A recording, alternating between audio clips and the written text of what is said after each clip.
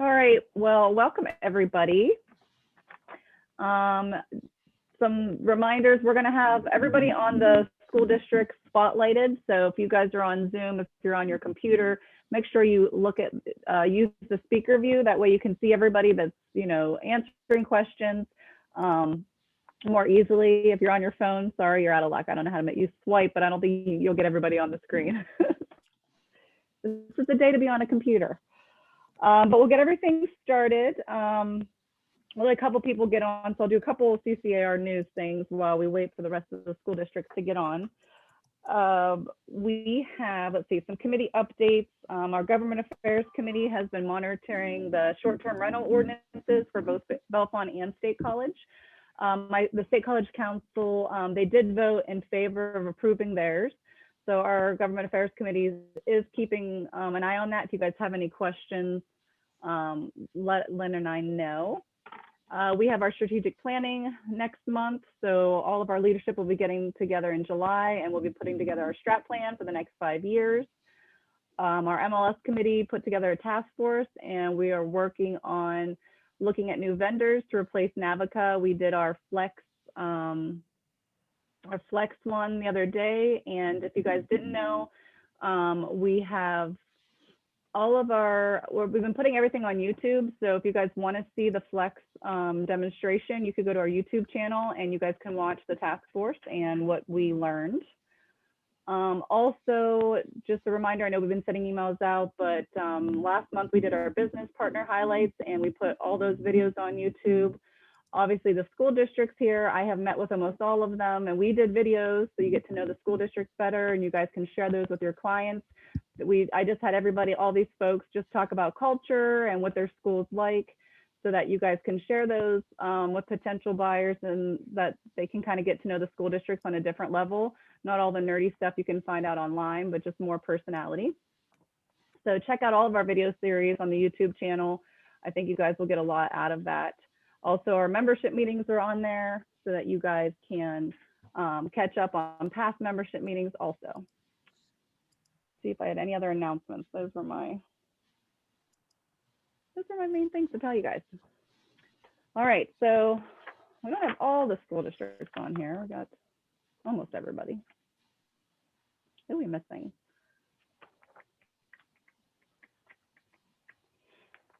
All right, well, we'll start out. We'll have everybody that is spotlighted so far. If you guys, we can start with introductions.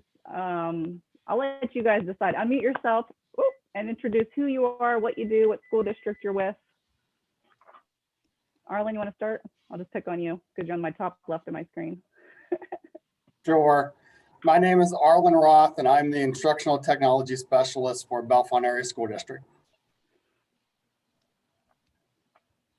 I'm Scott Graham. I'm Superintendent of Schools for the Bald Eagle Area School District. I'm Greg Palladina. I am the Superintendent of the Phillipsburg Osceola Area School District. I'm Vern Bach, and I'm the Assistant Superintendent for State College. I'm Tammy Bernaford. I'm the Superintendent at Bellefonte Area School District. Hi, I'm Mike Feddison, Principal of Bellefonte Area High School. Awesome. So I don't think Penn Valley's on here yet, but we'll pop on. All right, so I have some questions that I prepared. I figured we went reach out to the membership and kind of said, what do you guys want to know? We talked to the board and got a list of questions, which I shared with the school district. So we're just going to go through a few questions, let everybody answer for their school district, and then we'll just open it up to all the realtors for whatever you guys want to ask.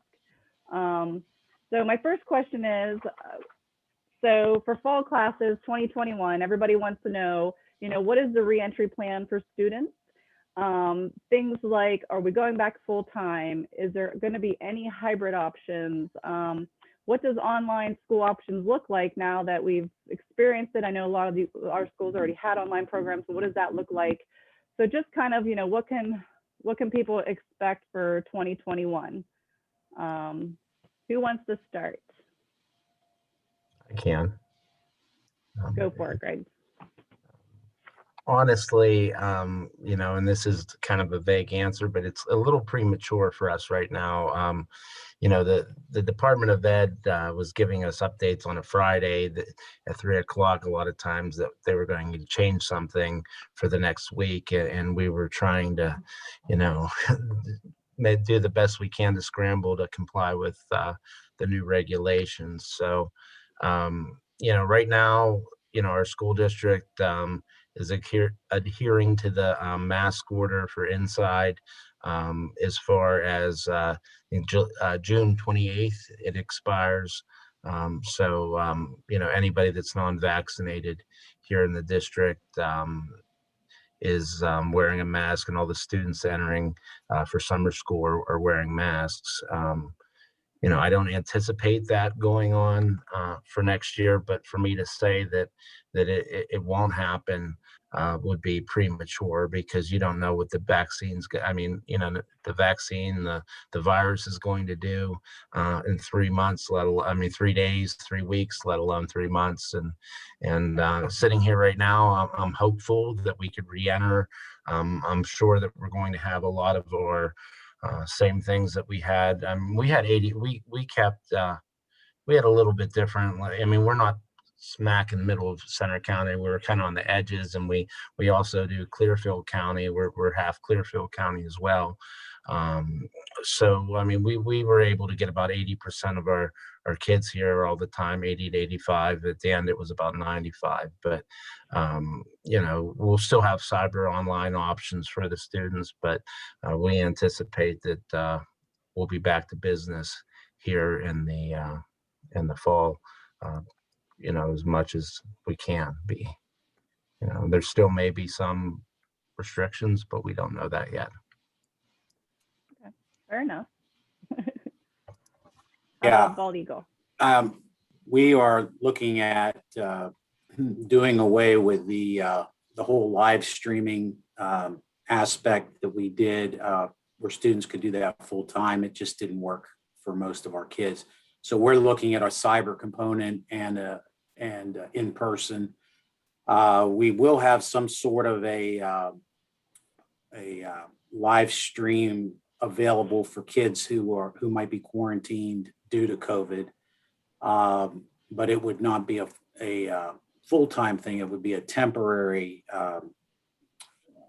It would be a temporary during their quarantine. Once the mask mandate is lifted, we're likely going to not require masks.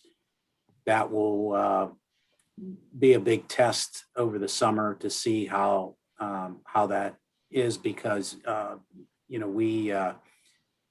lot of our students and many adults in our area are still not vaccinated. So it will we'll see how things play out. But Greg's absolutely correct. If last summer is anything like this summer, it was like every week or two we were having to change direction on what we were doing, because new mandates would come out from the CDC and the Department of Health.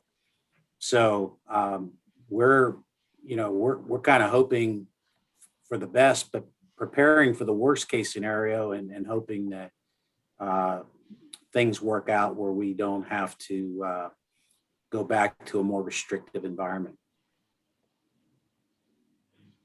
Awesome. How about Bellefonte? I guess I'll speak for Bellefonte. We're in the same boat. We really don't know what's going to happen in August with restrictions. Now, as Greg mentioned, PD tends to come out with things at 3 o'clock on a Friday afternoon, and that happened this past Friday as well. We were given, and I just was reading this before I got on here, we were given a directive from PDE that we must write a return to in-person and continuity of education plan by July 30th. So hopefully we'll have some guidance or more guidance from PDE by then, and we can be able to say, this is what we're doing. Our hope is to enter too. Bellefonte was one of few school districts in the entire state. We were in person nearly all year last year, except for 2 days. So we'll hit it the way we did. We partner with parents to be able to make that work, and we'll do whatever we can. We have our own cyber academy. It's too early to say what we're doing with remote, or whether we're just using our cyber academy, our built-in cyber academy, or what we're doing. But stay tuned is all I can say. Awesome. State College? Yeah, we're pretty optimistic for the start of next year. I'll second what everybody else said. Obviously, it's predicated on the information that we have at the time from the state and the direction from the state. However, we have surveyed our families. The vast majority of families significantly want in person. So we don't anticipate, with what we know right now, offering a remote option next year. It will be in person and a virtual academy, and so that's where what we're planning for currently. And unless things change, that's our hope. As you're all aware, we've been hosting many vaccination clinics here at State College, and we've got another one that's going on here in the building today. Excited by the number of high school and some of our middle school age students have had the opportunity to be vaccinated in the district. We're very hopeful and optimistic for the 2-year-old to 11-year-old vaccine. We've heard reports that could be earlier than September, and then we've heard reports that it could be later than September. So we're very optimistic that if we can get those 2 to 11-year-olds vaccinated, that we could be really back to some sense of normalcy for next year. I will say we are planning for 3 feet of physical distancing going into next year, and 3 feet of physical distancing is pretty much status quo for a normal school year. So we're again very optimistic about the direction for next year. During this year, I think we had about 70% of students in person at the elementary level. We were about 55% of our secondary students were in school daily, and we were very excited that in light of the impact of Penn State, we have zero evidence to support any transmissions within our district from last year. So very excited about that. Had the privilege to have 2 epidemiologists here at Penn State, along with 2 of our highly respected physicians in the community, consult with us and navigate that. And so very excited to share with you that we have zero evidence of any transmissions within the district out of almost 7,000 students and over 1,500 staff members. So excited about that. Awesome. So you guys mentioned, just a follow-up quick question is, you guys were talking about masks and vaccines. I mean, is anybody or any of the school districts going to consider like mandatory vaccinations for any of them? No. No, I didn't think so, but I heard. Yeah, I can't do that. I heard other states talking about it, but I don't know if anything in our state is like that. I mean, when you're talking about vaccinations, there's, different areas. I mean, State College can probably hit a higher threshold of vaccinations than Phillipsburg Osceola. We're probably, there's no way we're going to get even 50% of our students vaccinated. And I'll just add, if you compare that to immunizations, we have a lot of families who exercise religious exemption for immunizations and choose not to immunize. So I think it would be illegal for the state or for a district to require that. So I don't foresee anybody doing that locally, or at least I can speak for State College or even at the state level. So. Awesome. Okay. All right. Second question that was brought up was, have you seen any budgetary issues or deficits over the last 2 years that will affect real estate taxes and any cost to property owners on the horizon? State College, you want to start, Vern? Since you Sure. I'm excited to say that we're not, for the second year in a row, we're not raising taxes. And I have to tell you, it's a small miracle that we're not doing that, because obviously not having Penn State students consistently in our community with Penn State football going on this fall and everything that comes along with that, we faced a $5 million budget shortfall. And so the fact that we were able to maintain positions, maintain programming for students is no small miracle. And again, to do that without an increase in taxes is again very positive. So that's where we are. With the announcement of Penn State returning in the fall, with the announcement of Penn State football returning for the fall, and hopefully having 110,000 fans over here, several times this fall will boost the economy. So we're optimistic about that. But yeah, no increase in taxes. Woohoo. What about Bellefonte? Or no, go ahead, Scott. Well, we're looking at a 1 mil increase. We could have raised it under Act 1 up to 2.4. With state revenues looking to be at best stagnant or evenly funded for the second year in a row. We did get federal funding, but the federal funding is very specific.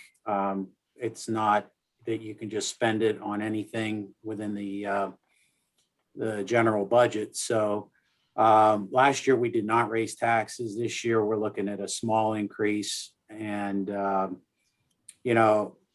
we're, like I said, we're not sure what's going to come out of Harrisburg, but what we're hearing is prepared to have level state funding again. So to continue to have funding where it's not increasing at all, we're still looking at a $2.1 million shortfall, even with a 1 mil increase. So. Okay. So at Bellefonte, we're sort of in the same boat. The knowledge that, the state funding remains the same, but yet our costs increase. And as you know, in your own households, costs are increasing without any extra funding from the state. The other issue we have in Bellefonte is the skyrocketing charter school cost that there was supposed to be reform for, but there was no reform in this latest Senate bill. So we had been working with Senator Corman, because his children are also in this district, and trying to find some reform for charter school funding, at least level the playing field. We're not opposed to charter schools at all, but it needs to be a level playing field. So taking all those into account, the level state funding and the charter school cost, we're looking at a very small increase at Bellefonte this year too. We did not raise the taxes last year. We're talking a 1% or 0.5%. Our board has not come to a decision on that yet, but should we have a tax increase, it'll be a very small one. We were able to, at Phillipsburg Osceola this year, we were able to steal the controller from the Center County government over there in Bellefonte. And Tommy Martin, he's doing an excellent job for us this year, and he's putting us back in good position. We lost Geo Prison, which was the biggest tax payer in our district, was about $500,000 a year in tax revenue. And that's we have a $37 million budget. So, it's a big portion of that. A lot of it, only about 9 million comes from property taxes though. 9 to 10 million. But so for the last 10 years, our property taxes have not increased. And some of that was just because of our financial calculations between the counties, the two counties, and the balance. But this year we will see a slight increase. Actually, the board thought they were raising taxes over the last couple of years, and some miscalculations kind of corrected itself. So it's been, our tax rate is exactly the same as it has been in 2010. That needs to change. It needs to increase a little bit. I raise tax to the max. I'm only going to get $120,000 of new revenue. We're not going to raise taxes to the max, but we're going to raise them over the next couple of years. The ESSER's funding is the savior for us for the next 3 years. But after that, there's going to be a deficit if we don't raise taxes with the loss of GEO. So, our healthcare keeps on getting more expensive, charter schools, everything is increasing. And, there's things that I'm paying 20% more this year for healthcare. And that's $1 million right there. So it becomes, in order for us to stay in business, we need to increase taxes a little bit, but it won't be anything absurd. $1 million, $2 million at the most. Okay. All right, I think that's everybody. So everybody's going up at State College, but you guys just got a new school, so teasing.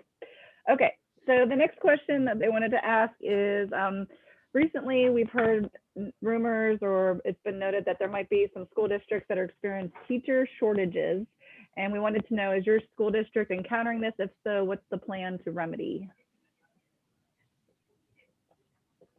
Who wants to go first? I can go first. Go ahead, Scott. All right. Overall, no, we're able to fill positions, but there's certain areas that are very difficult to fill. Any of the upper level sciences like physics, chemistry, languages, those are all difficult to fill. But I will say that, 10 years ago for an elementary position, we might get 100 applicants even in small districts, and we're not getting anywhere near there. So the teacher pool, there definitely there are less teachers, less kids coming into teaching, and it is leading to some shortages, especially in certain subject areas, especially more technical areas. But overall, for most of our subjects that we have to fill positions for, we're able to do so, at least at this time. We are fortunate to be next to Penn State and Lock Haven, but across the state, there's a teacher shortage.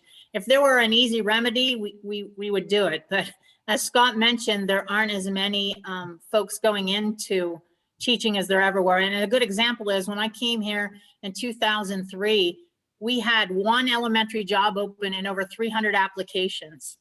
Now that's averaging between 60 and 80 applications for an elementary position.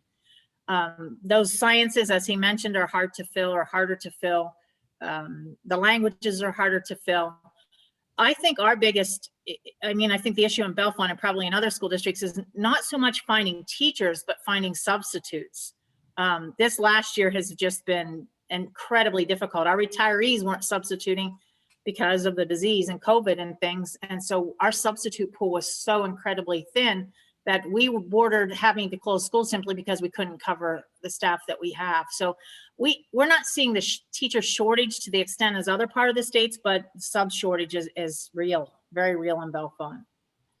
And I'll just add a little bit more to that. At Penn State, since I've been in the district, we've had as many as 85 interns in our elementary schools from the professional development school. And within the past 2 years, that's dropped to where we had 15 interns just a year before COVID. So and Penn State's trying to reimagine their PDS program, trying to remove barriers and make adjustments so that it is more attractive, less restrictive, less financially impactful on the students and their families. So there's some work going on there, but it's definitely a shortage. But as the others said, we don't seem to have problems filling positions in State College. And yes, the substitute issue, as Tammy stated, was a real challenge and has been for a few years, but in particular this year more than others. And State College, like us, Vernon, are you finished? I don't want to. Yes. State College like us, and I'll just add onto the conversation here. Like us, we are probably we are definitely one of the top payers in, if you take Clearfield County as opposed to Center County, and a lot of the teachers will come this way, and the same as State College. You could pay somebody on step or and take them from another district, but that leaves a shortage somewhere. And we can do that at times. We can hire a teacher from West Branch or Mill Valley or something like that and pay them a little bit more. But, in the end, it leaves a void somewhere. This year we're interviewing high school special ed. The certification is changed a little bit. And, I'm having a hard time finding good quality candidates I interviewed 2 the other day, and music teachers, I had 20 some applicants, and social studies teachers, I had plenty, but high school special ed, I only had 2 applicants, and we're going to re-interview for that because I didn't find anyone that I thought, could fill the position adequately. So that is one concern. And then the other concern is, is, why aren't, the root cause is why aren't people going into teaching? Well, our universities, even the state schools, my son's going to IEP for engineering, just environmental engineering. But I mean, when you're paying $25,000 a year to go to school, $100,000 in your education, to come out making $45,000 to $50,000 to start, you can do that without going to college now. And that's, I think, the root cause of why we're losing more teachers. But, that's a bigger conversation. But I don't know the answer to it, and I don't think any of us do. But Well, the new teachers that are hired, the retirement is terrible compared to what it used to be. I mean, it's Pennsylvania's teachers' retirement used to be one of the incentives of being able to attract teachers, and now it's one of the worst probably in the country. yeah. I mean, it really is. It's worse. I mean, I was in West Virginia for 10 years. It's worse than West Virginia right now. So, I mean, it's not good. Yeah, I used to run my father's business years ago, Scott, and my dad used to say, I'd be like, why did I, I was making six figures, and I'd be, why do I want to go be a teacher? I was 20 years old, and he's like, because when you turn 55, you'll be able to retire, and you'll be able to make almost as what you did when you weren't teaching, and that's why, but that's no longer the case, so that's it. Well, that's disappointing. But good information for us to have for sure. All right, the last question that I have, and then we'll open it up. So if any of you guys out there have questions, you can raise your hand. Just under your reactions on in Zoom, you can raise your hand, and then I'll let everybody kind of ask their questions. But the last question that we had was, with so many school sports and activities being canceled, what is the strength of the athletics and other programs this year? Are you guys seeing any changes to those types of programs? Extracurricular, I guess, is what you call it.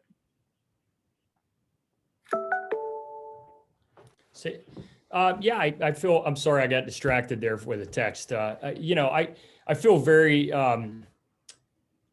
positive that we were able to pull off a lot of our sports this year. I can't say the same. I think we could have had potentially, and we don't really have hard evidence to support this, but there could have been one or two transmissions of COVID this year during athletics. Very optimistic about it. Obviously for the fall with our adolescents having been vaccinated. And so, I think we'll see that return to some sense of normalcy for the fall. We're anticipating that. And obviously you're seeing, colleges and universities following suit there and doing the same thing. So I feel pretty optimistic about athletics for the fall. And I think the quality will be there that as it has been in the past. Okay.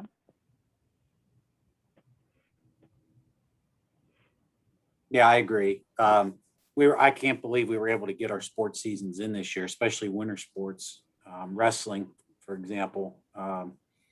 We did have several transmissions throughout the year in different sports, but we were able to get our seasons in.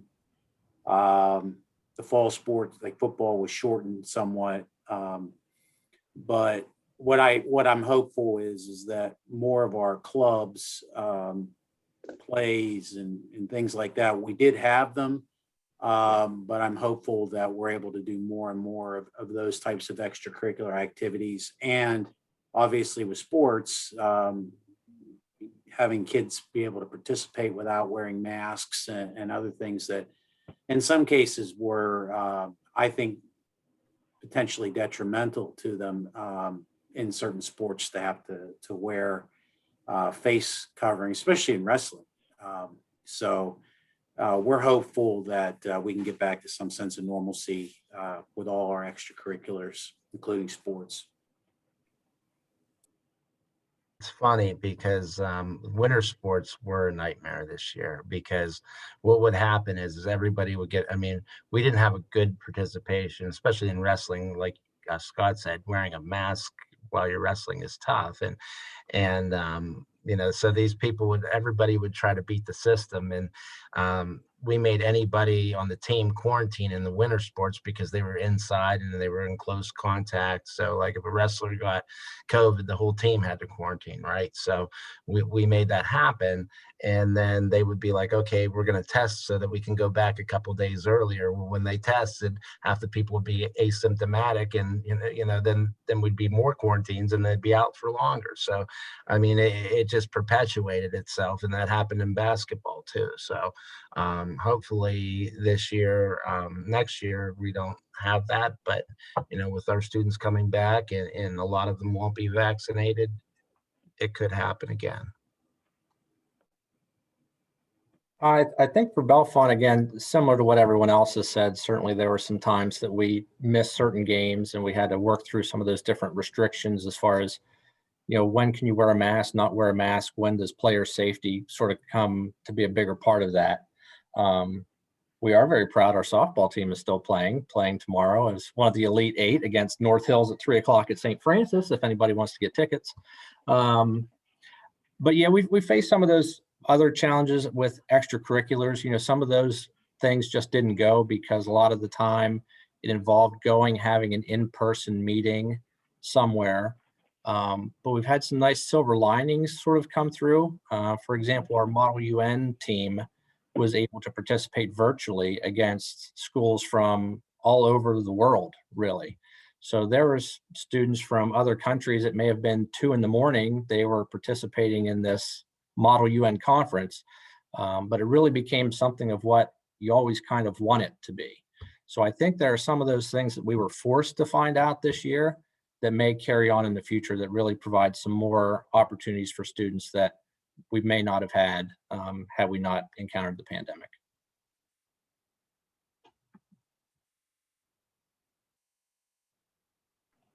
All right. So I think we got everybody. Do we get everybody there? Is there any school, did you guys, or do you anticipate maybe because of lack of participation, anything that you might not have or offer next year, or too early to tell?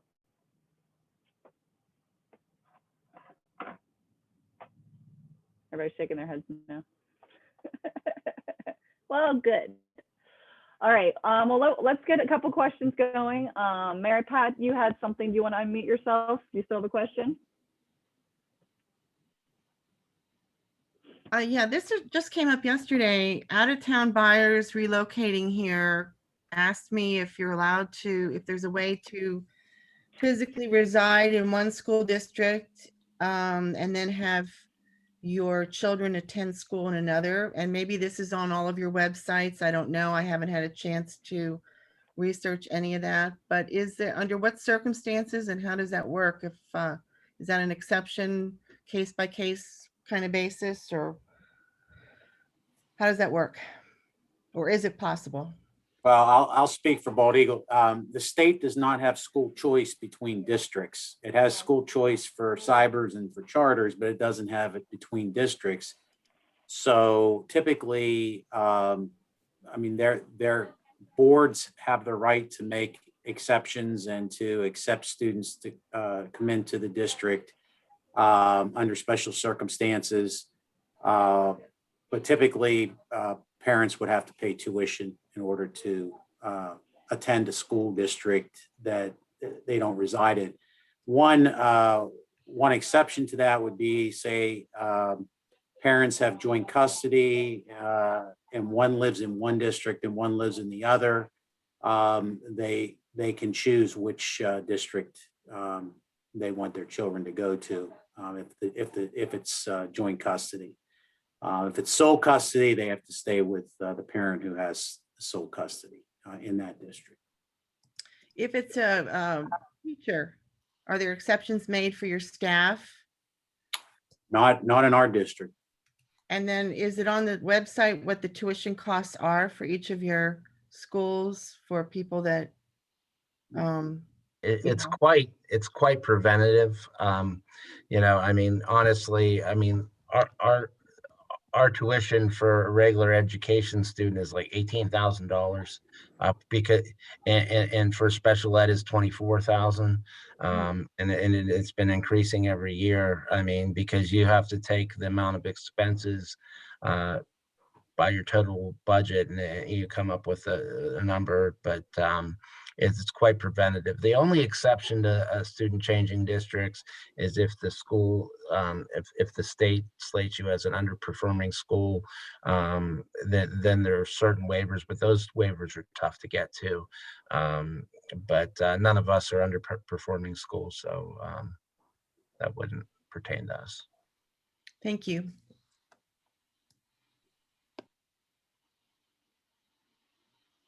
You're welcome. All right, Eric? Yeah, just a quick question. Although I haven't had a lot of requests lately, every once in a while I'll get somebody ask if they can do a school tour, somebody coming from out of the area. And just wondering if that is an option. Yeah, we get those all the time in State College, and yes, it is an option. I just encourage those families, at least for State College, to reach out to the building school, the building principal, and they'll make those arrangements. That's welcomed. Thanks. Same here. Yeah, we would accommodate that, but we would want to know ahead of time.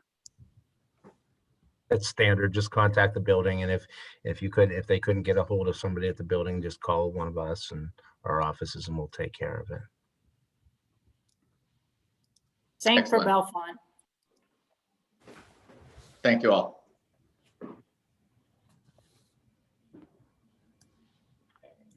Any other questions? I don't see any more raised hands. Yeah, Kristen, I do. It's Lynn.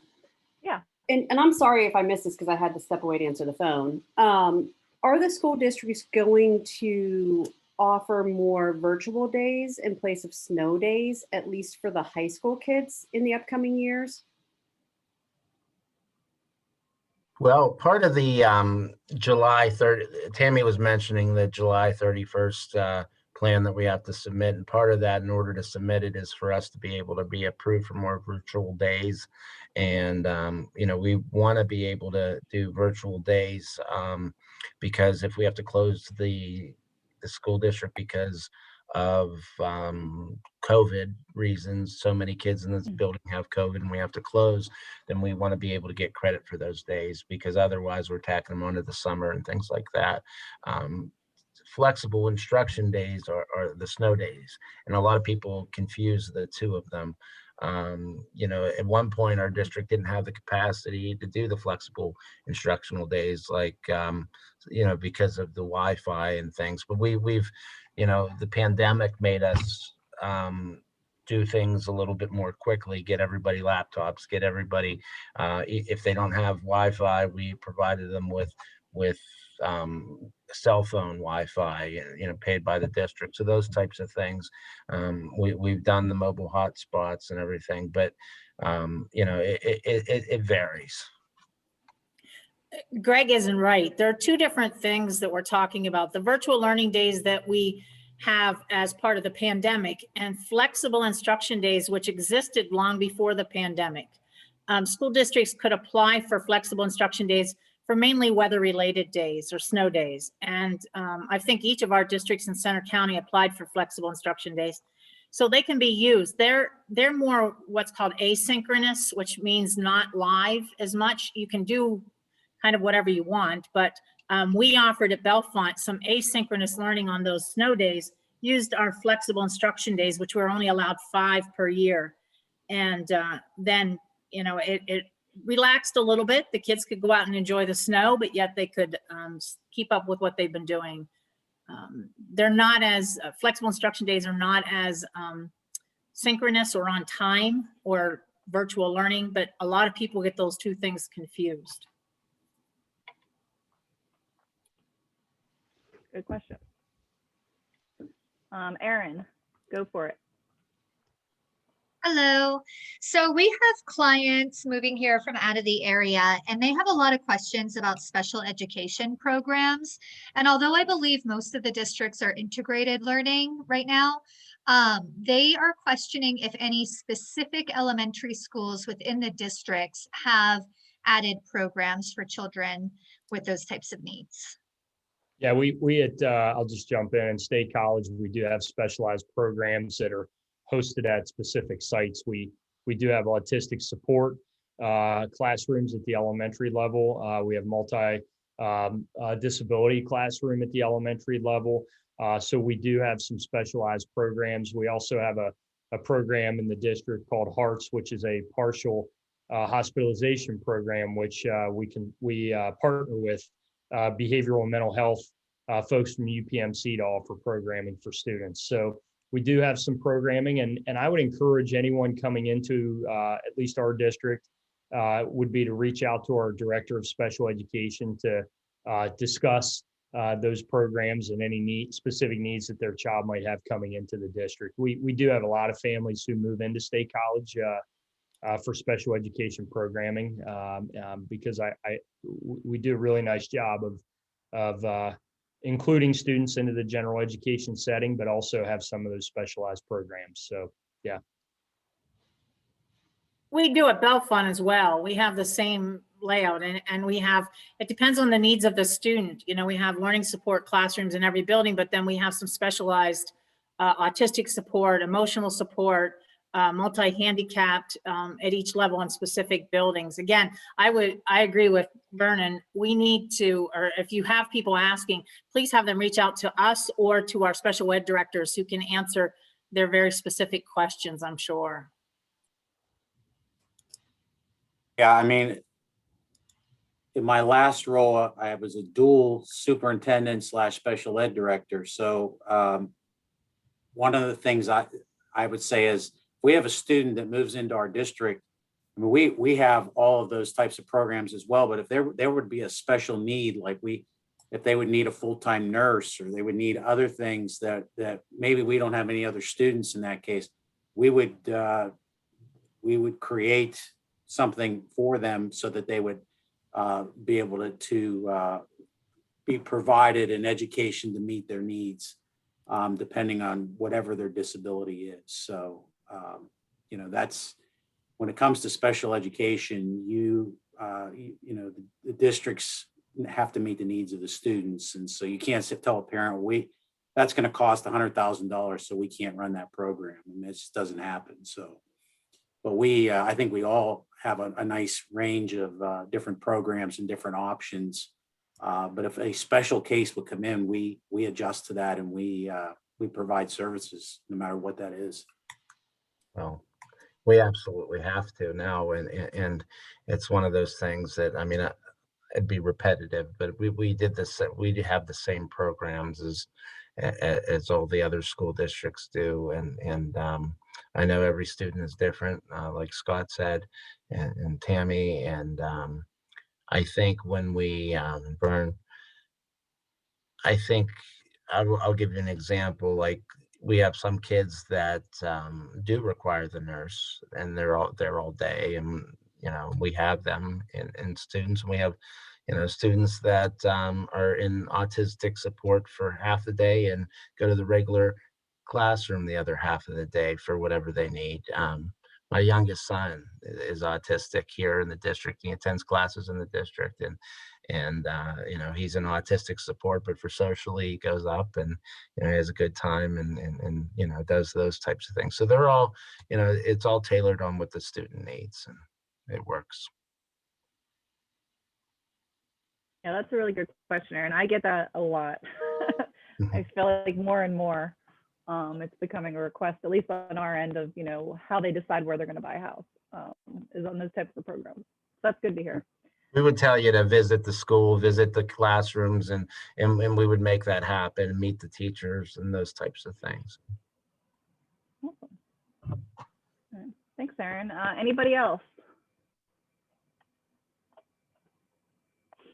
You can unmute yourself, raise your hand. You can put it in the chat if you're shy.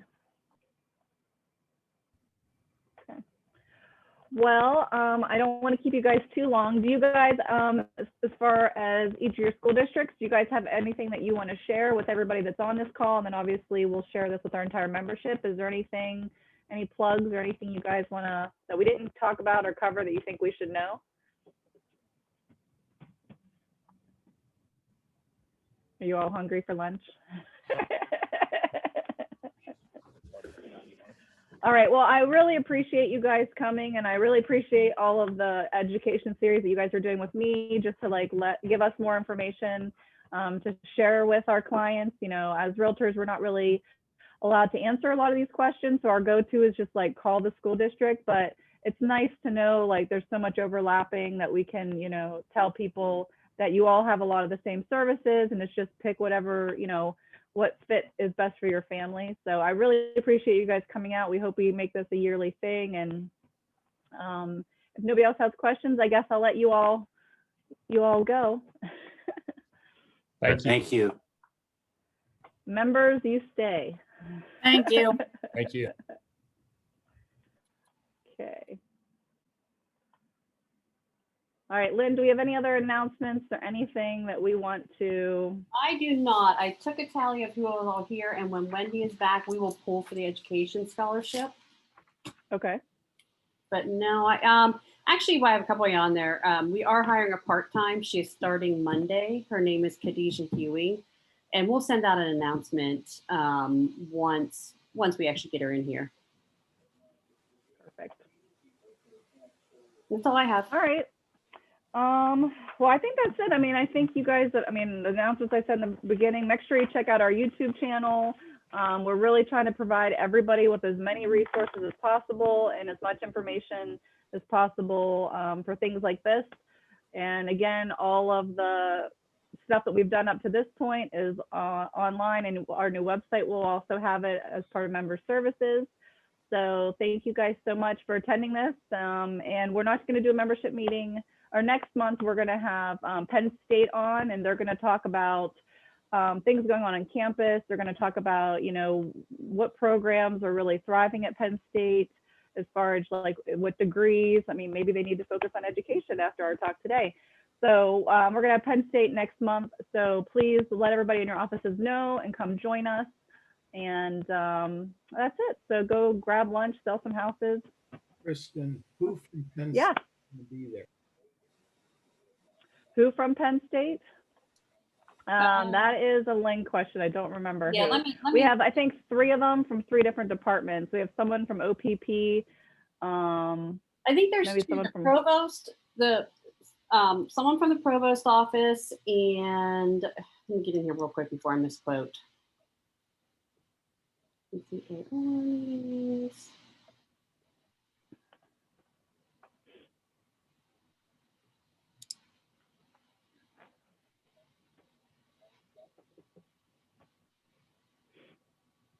Anybody else have any association related questions while she looks that up?